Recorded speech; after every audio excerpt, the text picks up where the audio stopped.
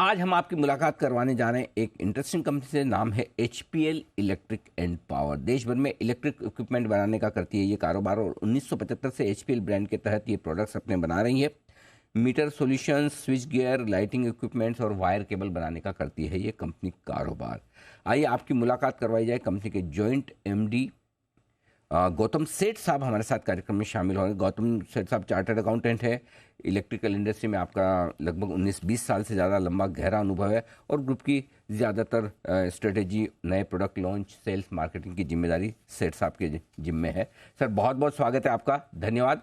आज आपको विशेषकर हमने 2 वजह से बुलाया है सर। एक तो हम ये समझना चाहते हैं कि इंडस्ट्री में किस तरह के डेवलपमेंट हो रहे हैं और उसके बाद आपकी कंपनी क्या कुछ नया कर रही है। तो पहली चीज़ तो ये जो स्मार्ट मीटर की बड़ी चर्चाएं चल रही कि 25 करोड़ स्मार्ट मीटर लगाए जाएंगे 2025 तक। सर जरा बताएं कि वाकई में क्या इतना बड़ा मार्केट खुल रहा है? यदि हाँ तो किस तरह की अपॉर्चुनिटी है आपकी कंपनी के लिए, वो बताएं सर। हाँ जी, सो गुड मॉर्निंग एवरीवन। जो ये गवर्नमेंट की आरडीएसएस स्कीम आई है, जो रिवैम्प्ड डिस्ट्रीब्यूशन जो स्ट्रक्चर स्कीम है, उसमें 25 करोड़ स्मार्ट मीटर्स लगने हैं। सो जो एक बहुत बड़ा रेवोल्यूशन जो गवर्नमेंट क्रिएट कर रही है, जिसमें कंप्लीट मीटरिंग जो है वो प्रीपेड स्मार्ट मीटर में शिफ्ट होगी। और गवर्नमेंट ने जो भी पॉलिसीज हैं, जो एग्जीक्यूशन अब आ रही है, जो भी गाइडलाइंस है, उस हिसाब से अब ये काफी रोल आउट शुरू हो गया है।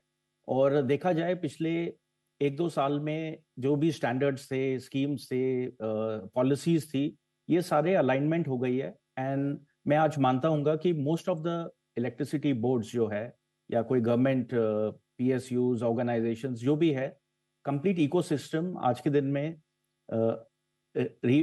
रिस्ट्रक्चर या रिवैम्प्ड हो गया है in a way to accept the smart meter. तो ये एक बहुत बड़ी अपॉर्चुनिटी है, वाकई ही एक बहुत बड़ी अपॉर्चुनिटी है। और जिस हिसाब से एचपीएल इलेक्ट्रिक पिछले कुछ सालों से जो हमारे आर&डी हमने किया है, जो इंफ्रास्ट्रक्चर हमने रिवैम्प किया, कंप्लीट जो रेडीनेस दिखाई है in terms of technology, in terms of जो मैन पावर, स्किल सेट जो चाहिए, वो सब देखते हुए एक बहुत अच्छी अपॉर्चुनिटी सामने आई है, जिससे हम आज के दिन में रेडी हैं। और जब लास्ट टाइम हमने जैसे चर्चा ऐसे की थी, उस टाइम भी हमने यही बोला था कि एक अपॉर्चुनिटी आ रही है। लेकिन अगर आप पिछले 6 महीने देखेंगे, जो टेंडर्स आए हैं और जो हमारी कंपनी ने भी, जो आज के दिन में हमारा जो पाइपलाइन है, जो टेंडर्स हैं जो हमने विन किए, उसके हिसाब से हर तरीके से एक बहुत एक अच्छा अपॉर्चुनिटी है जो गवर्नमेंट इम्प्लीमेंट कर रही है, जिससे एनर्जी एफिशिएंसी बेटर रहेगी। एक जो टीएनसी लॉसेज हैं जो गवर्नमेंट बड़े सालों से नीचे डाउन करना चाहती थी, वो अब इस स्मार्ट मीटर के जरिए अब काफी पॉसिबल है। तो सर एक चीज़ बताइए जस्ट फॉर माय नॉलेज कि ये नॉर्मल मीटर और स्मार्ट मीटर में फ़र्क क्या है और क्या कॉस्ट भी बहुत अलग है? स्मार्ट मीटर की क्या कॉस्ट होती है? इसमें अलग अलग स्पेसिफिकेशंस के ऊपर होता है, लेकिन ब्रॉडली अगर आप देखें तो आप मान सकते हैं कि 3,000 या 3,500 का एक स्मार्ट मीटर हो सकता है। बट जो नॉर्मल मीटर होता था वो ऑफ कोर्स वो 1,000, 1,200, 1,500 डिपेंडिंग ऑन द स्पेसिफिकेशन।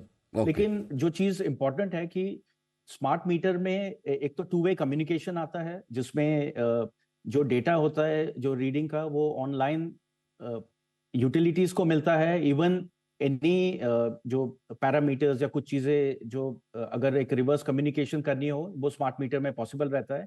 और यूजर के लिए भी बहुत अच्छा है, क्योंकि जो भी उसका कंजम्पशन पैटर्न्स है या जो भी जैसे ये जो गवर्नमेंट आ रही है, it is pay as you use basis पे आ रही है, जिसमें एक प्रीपेड है, तो उनको भी पैसा एडवांस में मिलेगा।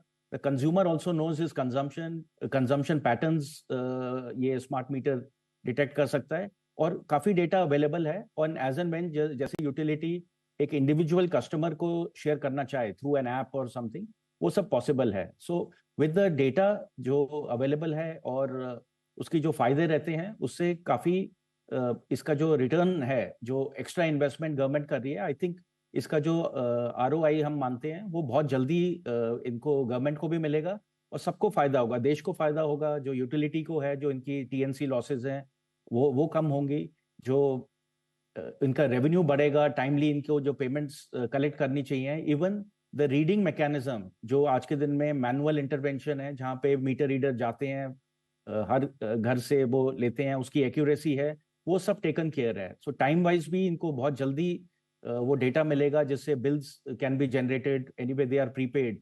तो एक आई थिंक एक नया इकोसिस्टम जो ये डेवलप होगा, उससे जो ओवरऑल इलेक्ट्रिकल जो इंफ्रास्ट्रक्चर है, जो बिजली बोर्ड्स हैं या जो जनरेशन, ट्रांसमिशन, डिस्ट्रीब्यूशन का पूरा एक इंफ्रास्ट्रक्चर है, वो एक अच्छा रोबस्ट बनेगा, जिसके ऊपर जो गवर्नमेंट इंडस्ट्रियलाइजेशन करना चाहती है या जो मास हाउसिंग या जो भी चीज है, वो एक बैकएंड सपोर्ट पूरे इंडस्ट्री को एंड इंडिया की जीडीपी को देगा। तो सर ये अभी जो आपको 900 करोड़ का ऑर्डर मिला, इसमें आप कितने मीटर्स बनाएंगे और कब तक सप्लाई कर देंगे सर? ये रफली आप मान के चलें ऑलमोस्ट 15 लाख मीटर है। ओके। और इसका क्योंकि जो बड़े ऑर्डर्स हैं जो आज के दिन में AMISP के थ्रू है, उसमें 3 से 6 महीने लग जाता है जब तक हम एक पूरा इंफ्रास्ट्रक्चर को रैंप अप करें। तो उसमें उसके बाद रफली 2 साल, तो आप लेके मान के चलें ऑलमोस्ट 24 मंथ्स, या हो सकता है 6 महीने ऊपर जो प्रिपरेशन के लिए चाहिए उसमें। तो ये सारा ऑर्डर्स तब तक सप्लाई हो जाएंगे। सर आपकी कितनी कैपेसिटी, एक साल में कितने मीटर्स बना सकते हैं आप, स्मार्ट मीटर्स? लगभग 1 करोड़ मीटर बना सकते हैं, लेकिन उसमें भी अभी हमने कुछ, बिकॉज ब्रॉडली हमारी कैपेक्स हुई भी है, हमारी रेडीनेस पूरी है, बट अभी भी जैसे हमने कुछ एक न्यू इलेक्ट्रॉनिक सेक्शन अभी हमने अभी रिसेंटली खोला है, और भी ऐसे वो चीजें हैं। सो ये थोड़ा रैंप अप भी करी जा सकती है, बट इसमें आपको मानना पड़ेगा कि जो स्मार्ट मीटर्स हैं उसमें काफी वैल्यू एडिशंस भी हैं, उसमें सॉफ्टवेयर है, आईटी इंफ्रास्ट्रक्चर है, और वो सब अलाइनमेंट रहेगी। तो एज ए कंपनी एक हमारी HPL का to be a front runner as a leader in the smart meters, हमारी रेडीनेस कंप्लीट है इसमें। सेठ साहब एक चीज और बताइए सर, कि जैसे 25 करोड़ मीटर लगाने साल 2025 तक, राइट?